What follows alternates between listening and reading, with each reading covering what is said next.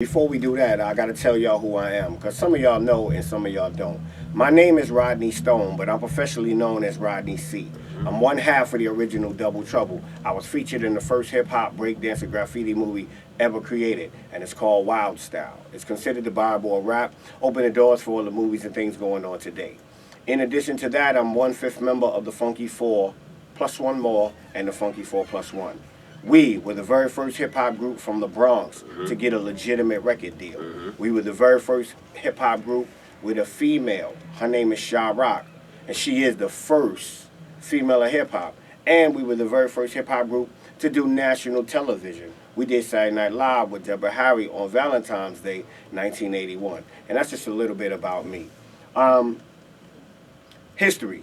Okay, a lot of people believe hip-hop and rap to be one and the same.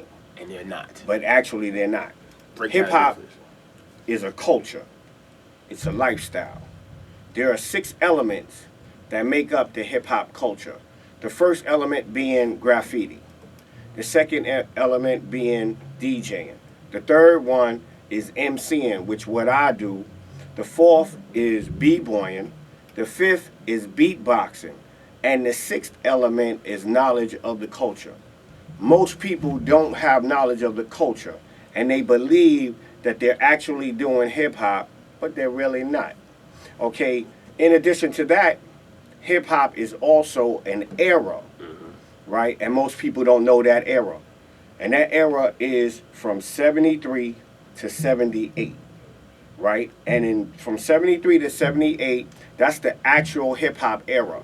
So if you weren't around in 73 to 78, then you don't know nothing about hip-hop. You didn't experience hip-hop. What you do experience is what has derived from that era. Now, Nas made a record and he said that hip-hop was dead.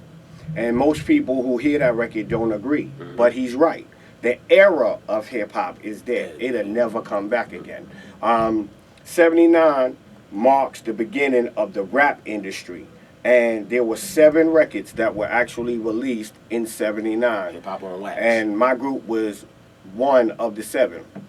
One of the records we actually don't really consider to be a hip-hop record, but it's the first record to embody the rhyme style, and it was King Tim and the Fatback Band. I don't remember the name of the song, but that was the first hip-hop record. The second one to come out was the Sugar Hill Gang, which everybody knows, Rapper's Delight. After the Sugar Hill Gang was, if I'm not mistaken, it was the Sequence. And the Sequence had a record out called Funk You Up. After them came the Funky Four. After our group came Spoonie G. After Spoonie G came Curtis Blow. And those are the 7 rap records that came out in 79. And then it started to grow after that. Now, what people don't understand is that, see, this culture of ours, well, the hip-hop culture in general, Right. you know, it's been through many stages, from, just like a baby. Right. From its infancy to, so technically hip-hop is about, 42 years old right now? Hip-hop is 41. 41 years old right now. Exactly. Okay, thank you for correcting me once again. Right. I bow down to the OG. Now, Hip-hop has a birthday. hip-hop does have a birthday. Do you know it? Nah, I don't know. That's what I have you here for. Okay, the birthday is August 11th, August 12th, 1973. Now, Kool Herc had given a party for his sister, and it was a back-to-school party for her, All right. which they have earmarked as the first hip-hop party.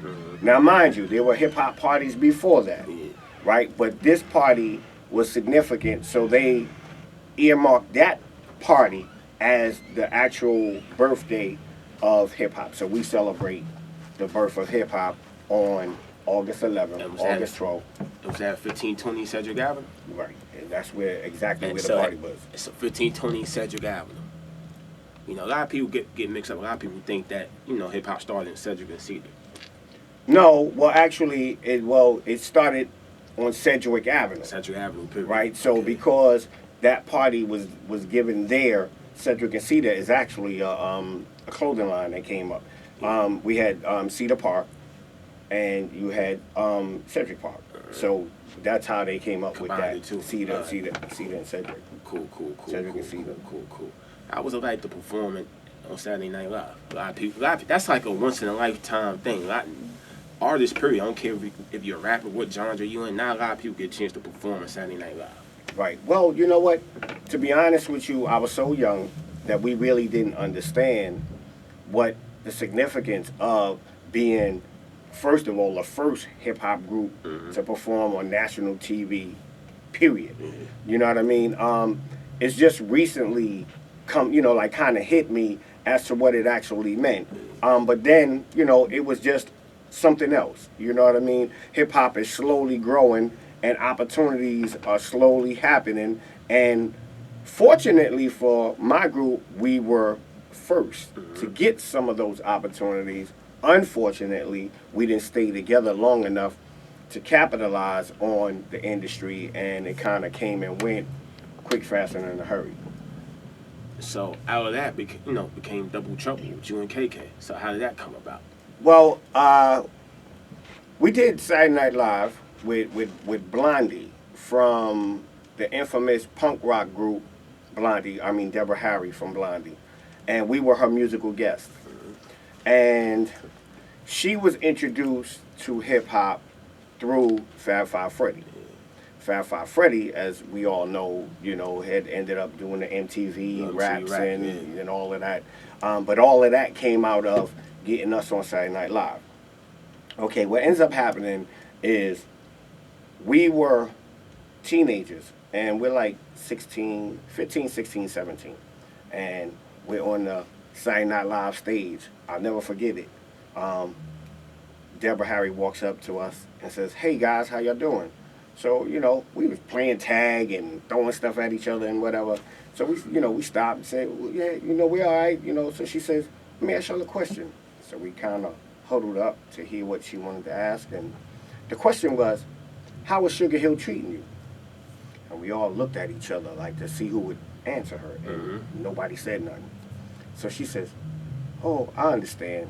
And then she walked away. Okay, we went back to playing. About an hour later, she came back and says, "Hey guys, I got some good news. I got some bad news. So what do you want first?" The good news. The good news is we're in the studio working on our next album. We want you guys to record the title song on our next album. We have a 3-year tour set up, and we want to take you guys out as our opening act. What's the bad news? We can't do any of that for y'all as long as y'all sign to Sugar Hill. For me, it was a no-brainer, right? Like, okay, I had already been signed to Enjoy Records, right? And that deal wasn't a bad deal, just wasn't a great deal. You know what I mean? Because Bobby Robinson wasn't interested in developing artists. He was just interested in milking the rap game at the time, because nobody believed that hip-hop or rap would even last. Everybody thought it was going to be a fad. So the people who actually took a chance on it wasn't really in it for the long haul. Sylvia Robinson, who was actually the first independent label who did well, her first 12-inch went triple platinum. They sold over 3 million copies. So she actually, was the one who everybody was trying to get at that point. Okay. And they just really took advantage of us because we were babies. You know what I mean? And they led us and misled us at the same time. I used to say, if I only knew then what I know now, I would have did something differently then. You know what I mean? That would have probably changed my circumstance. But I have a wise man in my life who I consider to be a mentor. And he told me, no, you went through what you went through to be where you at. You know what I mean? So today I do a lot of hip-hop workshops. So I teach the history of hip-hop. You know what I mean? I have no real connection to hip-hop in terms of production and all of that, I'm not really interested in that. I do old school shows, so I promote old school events. But that's basically it, and I'm happy and I'm content with that. You know, yeah, we basically got taken advantage of. You know what I mean? At a very early age, and a lot of the pioneers, the brothers and sisters who come out of my era, pretty much went through the same thing, and a lot of them turned out to be very bitter. And at one point, you know, I can safely say that I was bitter. You know what I mean? And then Double Trouble was born out of that bitterness. And Double Trouble was actually our response to what the record labels had done to us at that point. Here's a little story that must be told about two cool brothers that were put on hold, tried to hold us back for fortune and fame. They destroyed the crew and they killed our name. They tried to step on our egos, walk on our pride. True blue brothers stand side by side through thick and thin from beginning to end. The battle we lost, but the war will win. And that was kind of the response to, like, you know what, you're not going to stop us. And we're going to keep this moving and we're going to keep going. The only problem at the time that there were no other labels to go to. You know what I mean? Like now, everybody and their mother, well, today you got social media, so you can do this yourself. You don't even need a record label today. But 40 years ago, you needed that outlet. And if you didn't have that outlet, then you had to find it. Not too many people had the ability like we do today. It's kind of born in us now. You know what I mean? Because it's indoctrinated. When when you're born today, you're born into a hip hop world. You know what I mean? 40 years ago, it was new to the world. So we were like the teachers. You know what I mean? I look at us like Panasonic. You know what the word Panasonic means? The future now.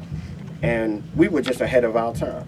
Had we been 5 or 10 years later, you know what I mean? We'd have been the Canes you know what I mean? We would have been them. You know, we were just beginning. So we became the sacrificial lambs to the hip hop industry. That's you know deep. what I mean? That's real deep.